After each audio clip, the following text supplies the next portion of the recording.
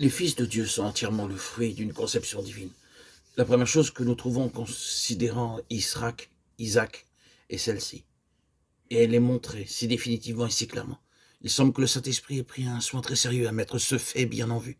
Il est clair dans le récit de l'Ancien Testament et il ressort dans le Nouveau Testament où il est souligné à plus d'une reprise qu'Isaac, est une impossibilité dans le domaine naturel. Oh, combien Dieu veille à ce que cela soit bien établi. L'annonce de la naissance elle-même est faite à un moment où la nature ne peut rien offrir en vue de la réalisation de la promesse. Mais ensuite, Dieu se retire et laisse la question en suspens, pour ainsi dire, durant une période considérable. Et chaque moment et chaque journée remet de plus en plus la chose au-delà de tout espoir humain. C'est ainsi que lorsqu'Isaac naquit enfin, il fut prouvé être ce que l'on ne pouvait attribuer à rien dans tout le royaume du fruit naturel. Il était en vérité quelque chose de Dieu, entièrement et uniquement de Dieu. Il n'était pas le fruit de la nature. C'est le point où nous commençons. Maintenant, exprimons cela comme nous le voulons, appelons-le comme nous le voulons. Disons que c'est devenir un chrétien, devenir un enfant de Dieu, que c'est être sauvé. Donnons à cette expérience le nom que nous préférons. La réalité qui y répond est entièrement en dehors du pouvoir de la nature.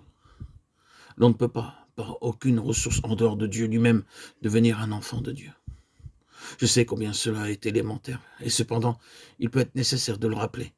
Il n'y a rien que nous puissions faire, aucun fruit que nous puissions produire, rien dans tout notre effort et toute notre énergie qui puisse accomplir cela. Aucune lutte, aucun effort, aucun combat, aucune larme, rien de ce qui est de la nature ne peut produire cela.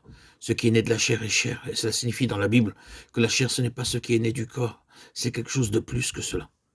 La chair signifie ici le pouvoir naturel.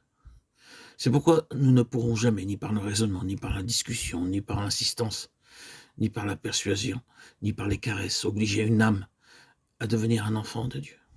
Lorsque nous aurons établi notre dernier augurement, lorsque nous aurons brisé toutes les contradictions intellectuelles, lorsque toutes les murailles de réserve et de froideur auront été abattues et que la volonté humaine aura été vaincue, soit par l'argument, soit par l'appel, et que sous cette persuasion, cette émotion, cette force, une personne aura fait un pas et se décidera à devenir chrétienne, elle pourra cependant n'être pas davantage une chrétienne qu'elle ne l'était auparavant, alors qu'elle se trouvait derrière tous ces remparts.